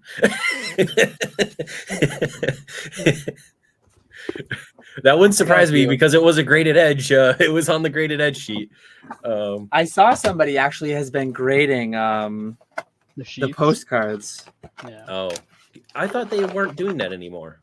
Like that they did them for a The- while and then they. Not the stamps, these. Oh, those. Gotcha. Okay. Wait, actually, I do remember seeing those on Fanatics. Mine are all thrown into a box. I probably wrecked all mine, but I haven't recycled. I haven't gotten rid of any. Oh, Ponga's seen it in person. When I was at Dan's, he had like 500 stamp boxes. Ooh. Yeah, Okay. they've been a good margin. If Oh, Retro's sure. listening, he's gonna say I stole that play from him. But like, as if I mean, It's a I've Pikachu been around. promo. I mean, He expedited that play for me. The margin was higher than I expected at the time, but like I did not buy much last year. I'm gonna be a buying machine. Live streaming, like I like buying. I like sourcing. yeah, I do too. Live streaming starting soon. I spent 30 grand last month, in the past month, on TCG Player. A lot more on Buy. Like I'm gonna be buying a lot. Yeah. All right, so let's talk about. Let me see. One topic we should talk about quickly: a little live check-in. We're in a group chat together, all three of us. Do we want to cover that quick? We're all on Working out? fitness, health, Yeah. improving ourselves, that kind of thing. We're all in a we're accountability buddies with each other. Yeah. We check in once a week. We do a weekly weigh-in, which is actually tomorrow morning. But yeah, I'm doing my air alert thing. I'm trying to get back into dunking shape. You guys want to talk a little bit about what you got going on with that, how it's all going, how you're feeling a few weeks in? Well, I have mostly just been doing a lot of steps in the morning. I have one of those like under desk step. It's like a treadmill, but it doesn't have the whole thing. It's just like a step thing. So I've been doing 6K steps in the morning before work. I'm trying to get that up to 10K in like the hour that I have between getting up and doing work. So that'll be a lot in an hour, but I'd have to up my speed a lot. But yeah, so that's been the thing, kind of getting up to there first thing in the morning. And then once the weather gets better, it's been raining all week, but I'm hoping to do a walk in the evening as well to kind of help that as well. But nothing too crazy so far. What about you? You went super hard at the start. I feel like you've been paying the price recently. 100%. So I'm kind of letting I started off doing I kind of just have this trail or this route that I have from my house to like the end of a pier, and so that covers 4.6 miles from there and back. Damn. So I've kind of just been like, I've been like walk jogging that entire time, and like hopefully trying to get to the point where I can jog the entire way there and back. Cool. But I had to take a break this week because my legs started feeling the tightness in a lot of areas and stuff. Yeah, you were going hard. Yeah, you were going real big. Is a good idea. Let me bring on the guy. Oh, he's calling himself the #1 streamer. I don't know if I can. I don't know if I can bring him. Like that's causing too much conflict between me, the actual #1 streamer. Pongo, what's going on? Oh, there he is. Yeah, I was gonna make my name just Dan's #1 streamer, but I didn't want PK to be mad at me because it's obviously a joke. But I also didn't think you would bring me on if I didn't put my actual name in there. So, dang, he's repping Rudy. Rudy poached him from me. Wow. Yeah, I was gonna wear my Catch 'Em All collectible shirt today, and I took it out of my drawer because it was right on top. And then I was like, well, if I wear it today and then also on my next episode of my podcast, then I'm going to wear it twice in a row, and Zard Lurking will call me out for sure. So I purposely didn't do that. I wear like 3 different shirts. Yeah, well, not that many people really pointed out in your chat, though. Zard Lurking's on top of me wearing the same hoodie twice. So I got to. Dan, you gotta make one of your T-shirts where the logo is centered and a little bigger. I was looking at your T-shirts the other day. I was like, if he makes one of those, I'm buying it. That's actually a topic too, like merch. Like, is anyone thinking about doing that at any point or doing more of it? I have merch, but I never push it. I have T-shirts and coffee mugs and stuff, but I just got mine back up because Stream Elements ceased existing, and now it's through Fourth Wall. I just got my Fourth Wall relaunched. But I think the same thing happened to Degreen Shiz's merch that happened to yours, because I went to his happened to a website lot of to buy people a use shirt, Stream and I was Elements, like, yeah. wait a minute, I can't buy anything. And like how few first editions are out there is crazy. Like very little sold. The amount of time. Later Oh yeah, Walrus. have a good night, Walrus. The amount of time that I spent putting that all together, and it was fun. It was fun learning how to navigate a new website, whatever, and get some merch out there. And I bought some of it myself, but I don't think I profited enough to cover what I bought for myself at cost. I sold very few things, which is not even surprising or not unreasonable. Yeah. Well, I want to talk about Pokemon Pocket because a lot more information was released today. The app, I saw a little bit in Discord. I guess, is going to be soft launch in New Zealand for some reason at the end of September to kind of try out probably a smaller player base before going, big with it. And then October 30th, it looks like it's going to be launching worldwide, at least in the, where we are. And it looks like, so the interesting thing, in my opinion, was going to be how they were going to do the microtransactions. Was it just going to be, you're just buying a pack, or how's it going to be? So there is a pack timer. Every 12 hours, you get a pack that you can rip. And the microtransaction is called Pokebucks or Pokedollars, or I forget what it's called, something like that. Pokegems, so I don't know, Pokecoins, I don't know what it is. But the more that you buy, you can redeem time off of that 12-hour timer. So you're basically paying to get your pack faster, but yeah, something like that. So you're not buying packs directly, you're paying for less time on the timer to get your pack. So kind of a interesting way of doing it, but a lot of mobile games you pay for time. Like what is it, like They're Clash freemium. of Clans, you play for your things to get built faster and stuff like that. So I guess it makes sense. One thing that I find, if you buy down that, well, that might not be known yet, but if you buy down that time, can you get more than 2 packs in a day? Or did you say that? Or so it's every 12 hours you get a pack. Yeah, I guess I don't know if you open the pack like 2 hours because you paid for it, if that resets your 12-hour timer. I would think maybe. I think you would be able to literally spend thousands of dollars and just open thousands of packs. I would hope so. Yeah. Oh, yeah. You will be able to. And Ponga and I actually used to play Pokemon Duel, which was like a strategy type game in Pokemon, and you could be free to play. I actually played at a fairly high level, free to play, like 3,000 ELO. Ponga will know what I'm saying.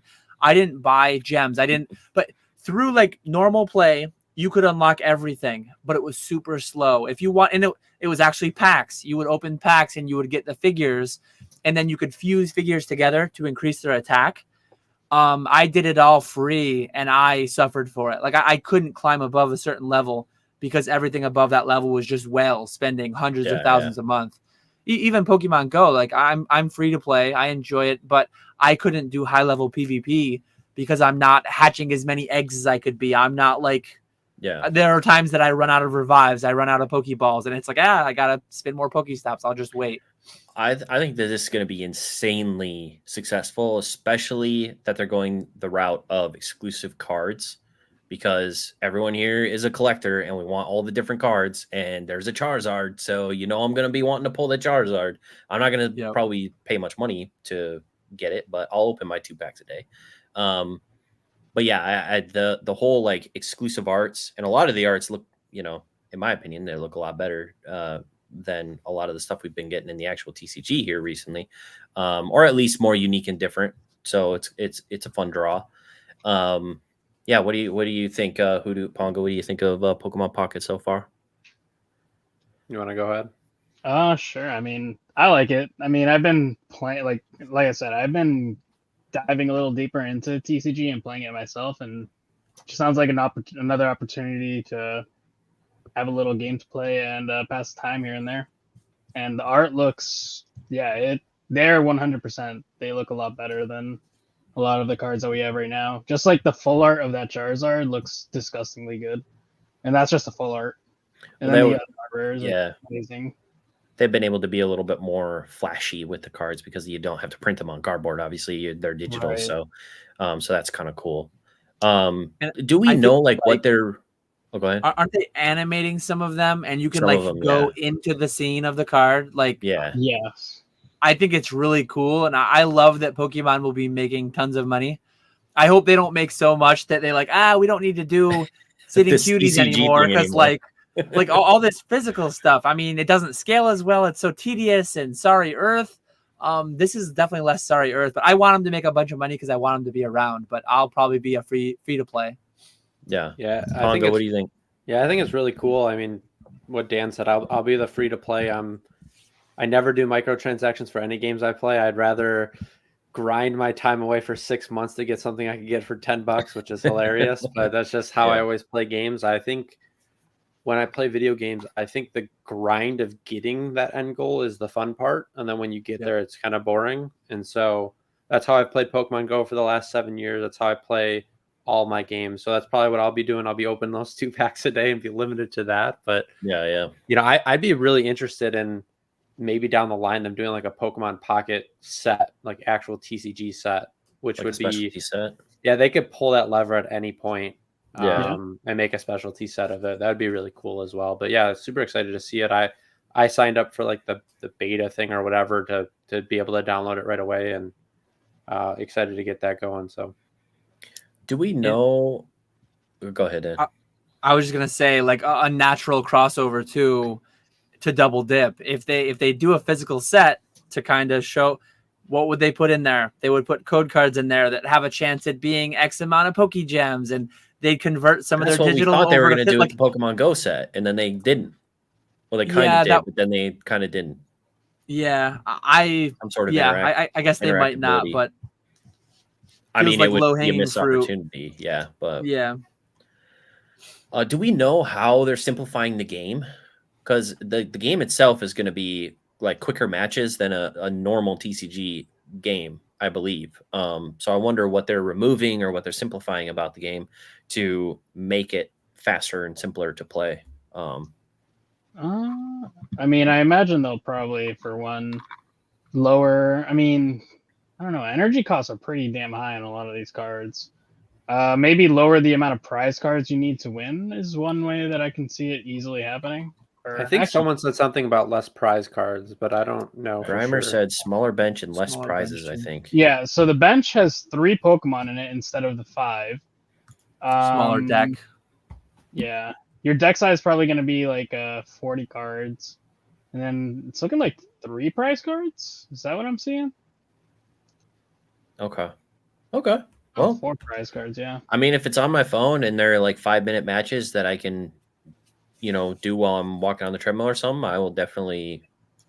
I'll learn to play the game, at least the pocket version of the game.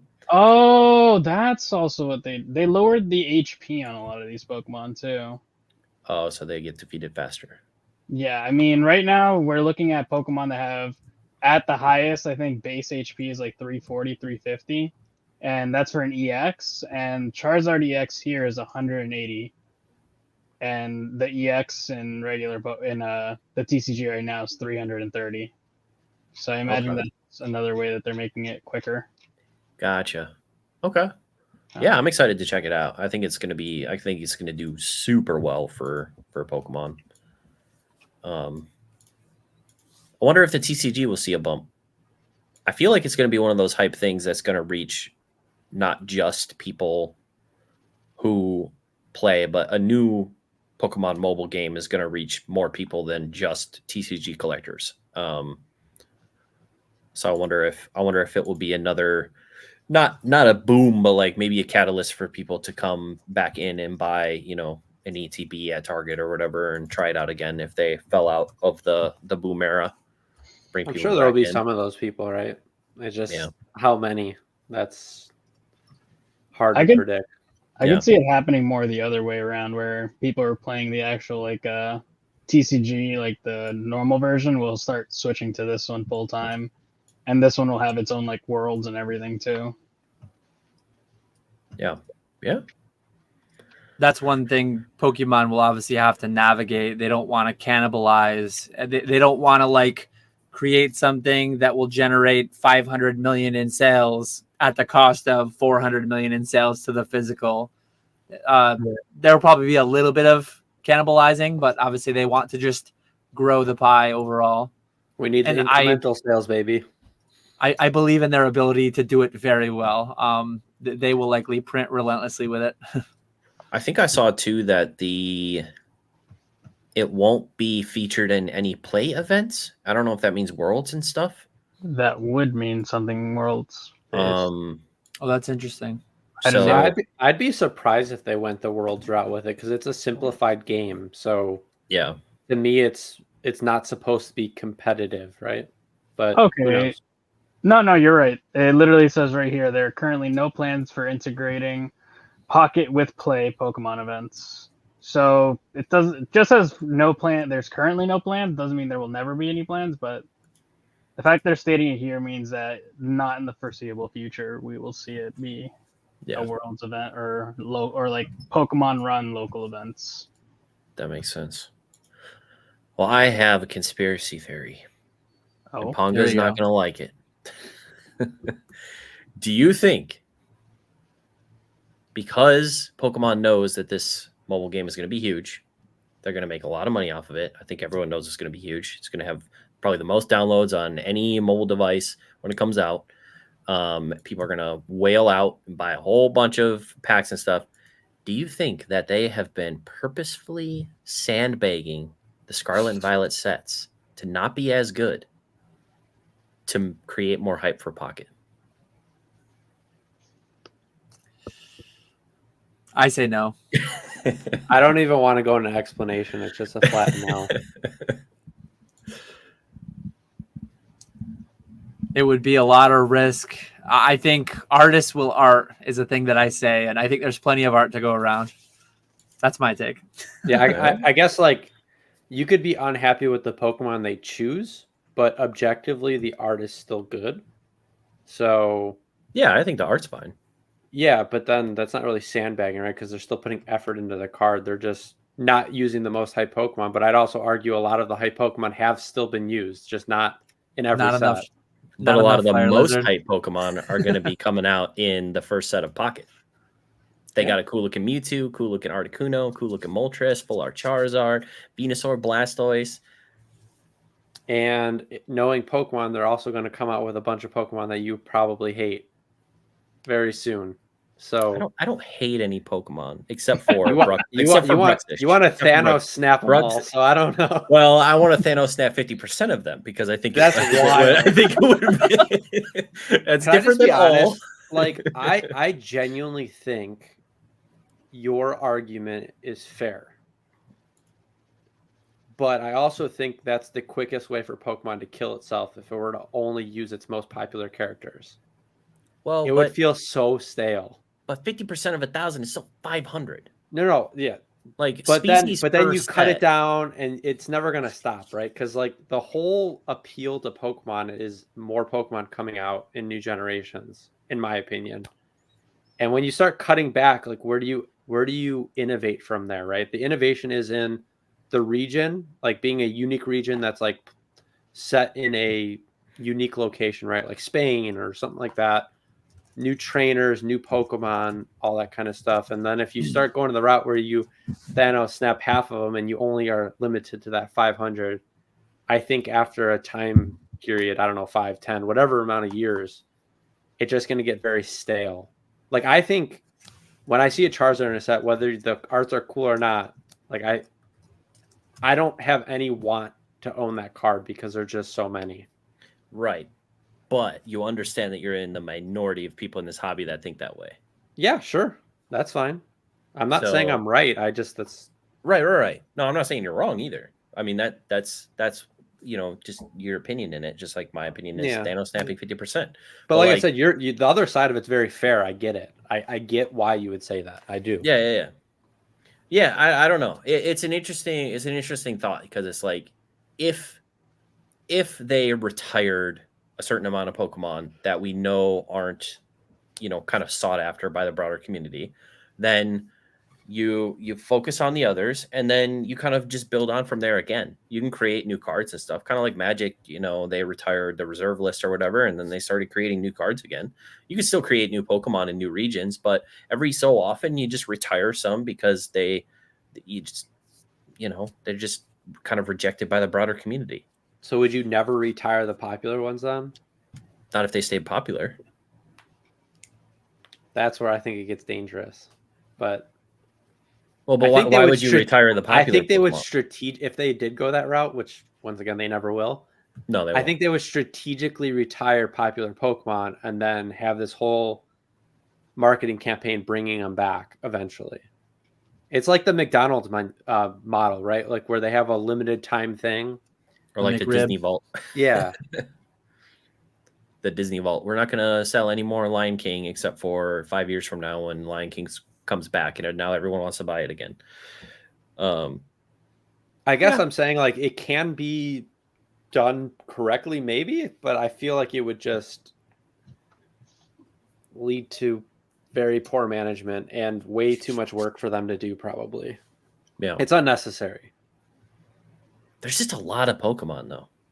Yeah, but I just feel like it's been 27 years or whatever, 20 like. Right, but imagine they just keep adding like 100 every 2 years. Then 100, 100, 100. Then we have like 1,500, 2,000 Pokemon, and then it's like, what are we even doing at that point? You can't even put all those. You probably can't right now even put all those Pokemon in an era of sets because there's so many of them.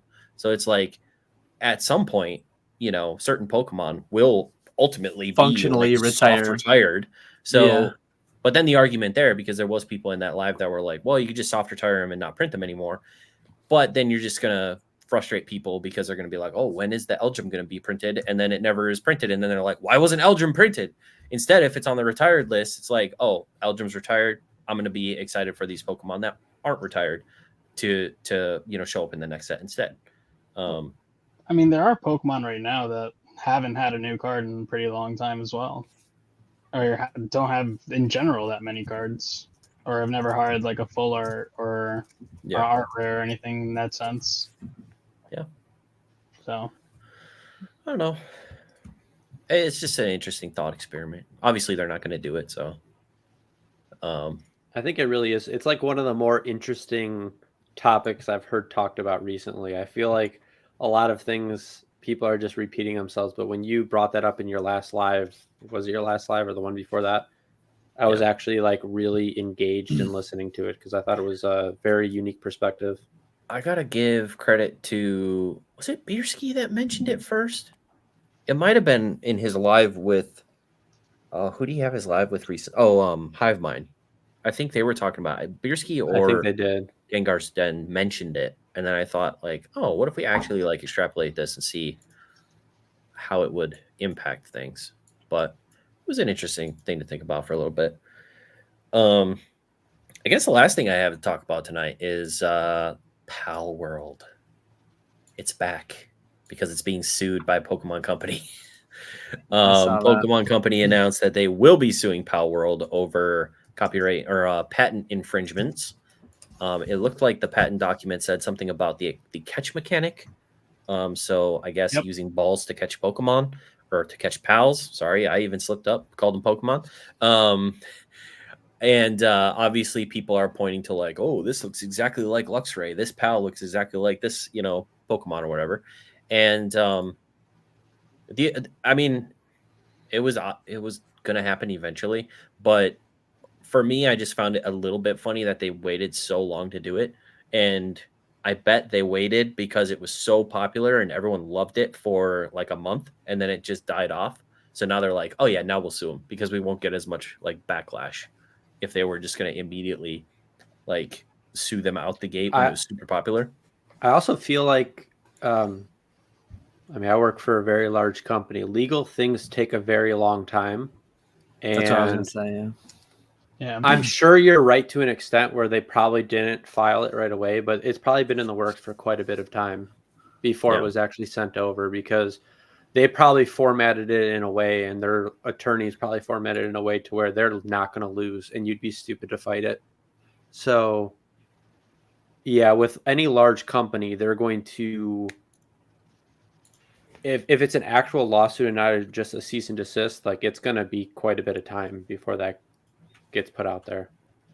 Yeah, Yeah, I it's only think- been 8 months, right? I'm looking at the player count right now by month, and Yeah, I think it January was like January. 1.1 million average players in January, which is absurd. And right now it's 20,000. That's still pretty good for a game. Yeah, I think it's like the most downloaded Steam game, or at least was for multiple months. It was super crazy when it came out. Palworld did release a statement today on being sued. They said yesterday a lawsuit was filed against our company of patent infringement. We've received notice of the lawsuit. We'll begin the appropriate legal proceedings and investigations into the claims of patent infringement. At this moment, we are unaware of specific patents we are accused of infringing upon, and we have not been notified of such details. And then Pocket Pair is a small indie company in Tokyo. Our goal as a company to create a fun game, yada, yada, yada, all that stuff. It's truly unfortunate that we'll be forced to allocate significant time to matters unrelated to game development due to this lawsuit. So it sounds like they might actually try to fight it because they're going to put work into. I mean, what's the alternative? I mean, I guess if it's a specific patent, if they're like your catch mechanic is specifically what we need you to change, maybe they just change the catch mechanic. And they keep going with the development of their game. But I'm assuming that's probably a small thing in a larger picture, and Pokemon just wants them to get rid of it. And they will figure other things out to make it happen. Yeah, I think they just recently won like a $25 million lawsuit against another mobile game recently as well. Pokemon did. Yeah, they definitely go after the copyright stuff for sure. I'd be curious. Like, I do like a lot of patent and literature searches at work. I'd be super curious what patents and stuff Pokemon actually has out there. I know we always see like the trademarking of the sets, but I'm sure they have a lot of IP protection with a lot of their mechanics, and how soon that stuff actually will expire, right? Because it eventually it becomes public domain. So it's just super interesting. I never even thought of like it should be public. Like you should be able to find that kind of stuff if you wanted to. But I assume there's probably some sort of, I don't know what they'd call it, like an affidavit or something like that that's public for the suing of it.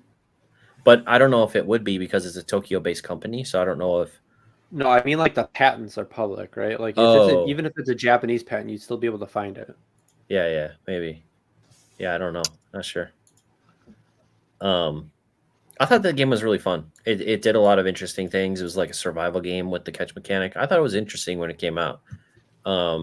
Those types of games, those open world survival games really aren't really my thing. So it's like, it didn't last long in my gaming, space, but I thought it was fun for what it was. Yeah, it looked pretty fun. As soon as I saw it, I was like, well, Pokemon's going to take this down instantly. So I was like, I'm not even going to get invested into it. Not going to get excited about it.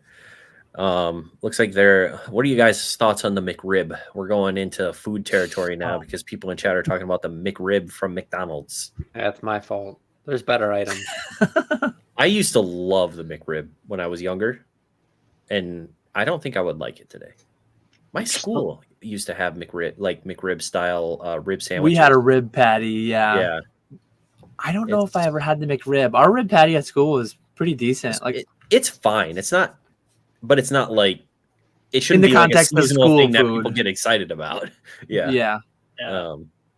I mean, I know it goes to show though, limited underproduction, like that is a good strategy.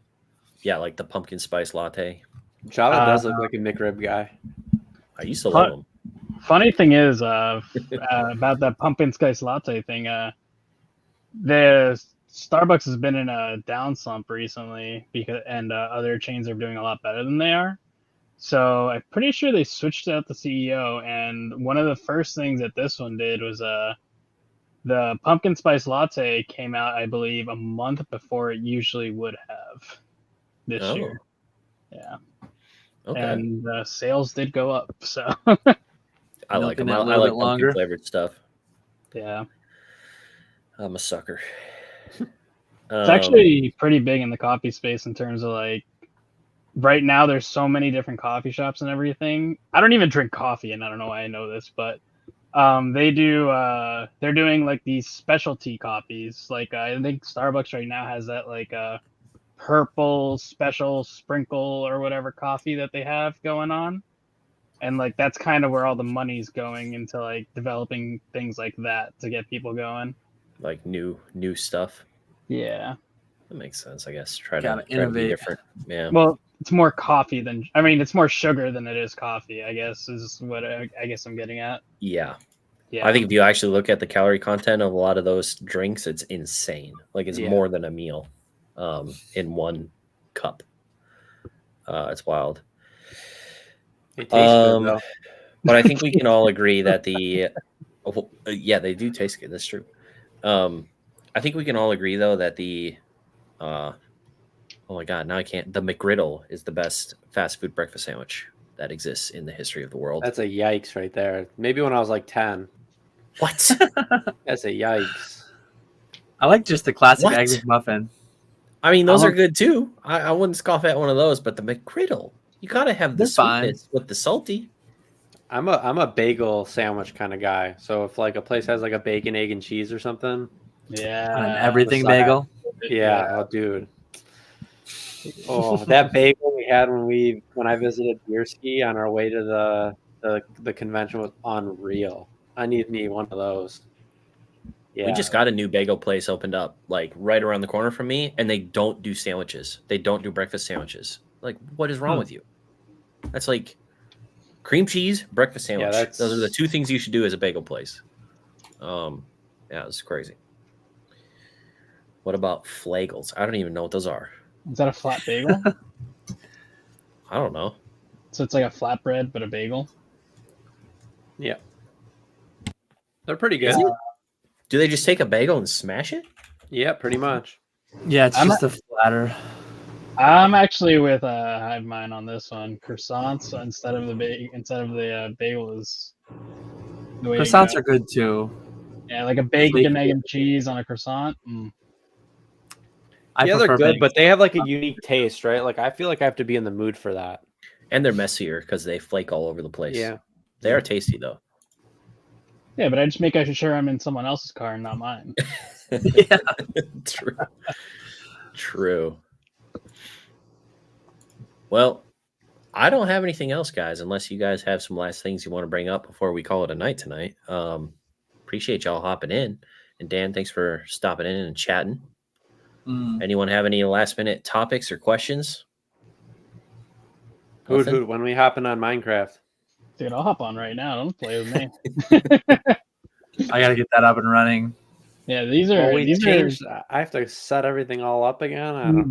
This setup's actually a lot faster. This one's like a one-click setup, and you're done. I gotta say, and I don't want to be a Debbie Downer because I know Hive Mind Collectibles is in the chat as well. But Hoodoo, first of all, screw you for destroying the server. Okay, I was there. I built a house and everything. Screw you for destroying the server. I saw it happen live. Second of all, I'm a little not sure whether or not I want to join now because it's in a public server with a whole bunch of other people. It's not. I was going to ask about that. So you claim land, and no one can mess or touch anything in your land.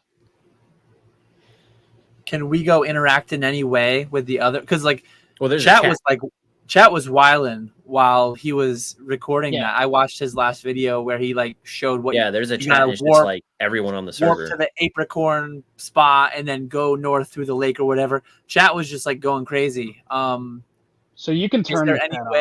I checked that today. You can turn the chat off. And yeah, I mean, generally you can kind of play the game without even interacting with anyone else. I mean, the Minecraft map is literally like infinite, right? Yeah, I think he said we could go off and we could go anywhere. It sounded like. So that's generally what we're gonna end up doing. Right now, he just started us off in an area that's like beginner friendly.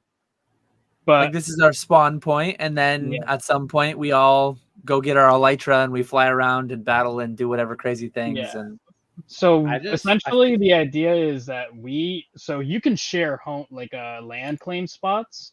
So the idea is we all land claim near each other. And then that just makes one giant claim, and I can build and you can build in each other's land claim if we give permission. So we just have our own massive area.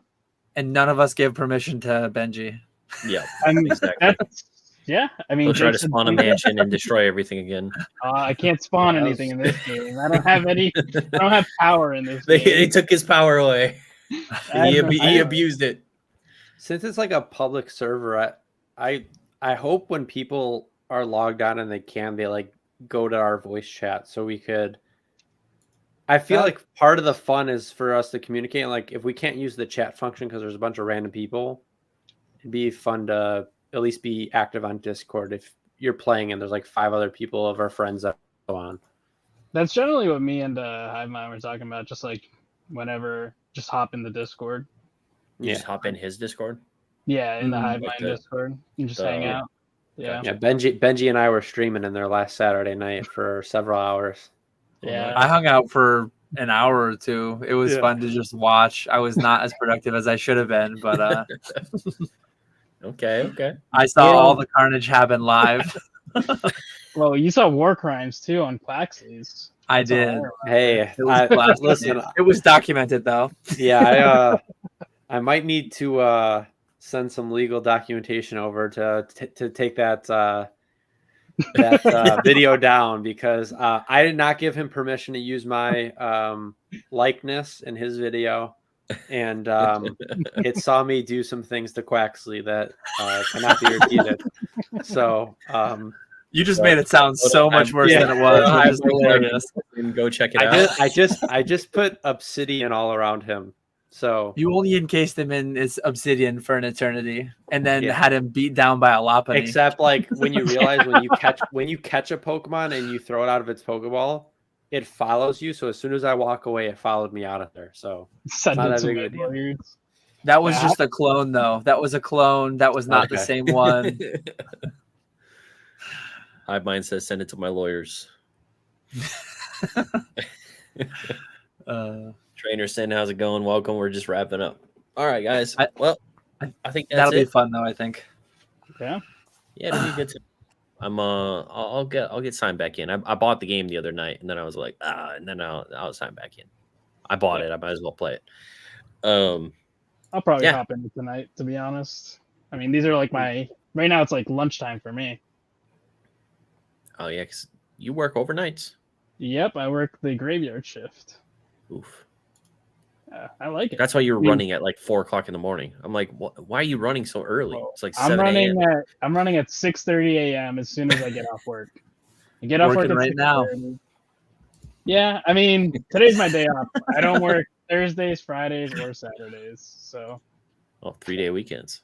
yeah, 10 Hell yeah. 10-hour days instead. I wish my company would do that for 10 hours instead of 5-8 hours. I tried to get them to let me do like 13 or 14-hour days, so I would only do 3 days, but they didn't want me to do that. They're like, nope. No. All right, I'm actually wrapping it up. All right. It's the 3rd time. Okay. Goodbyes Let's, are always tough. Yeah. Appreciate you guys. Next week, I will have Greeny on here. We'll be chatting for the first half, and then we'll be taking calls for the second half, just like we did tonight. October 3rd, next trivia night. Pokey Chef is going against Retro. Retro's been talking a lot of smack in the chat on all the trivia nights. So we'll see if he can actually perform when the pressure is on. All right. Appreciate you guys. We'll see you next time. Bye-bye. Thanks, Java. Thanks, everyone.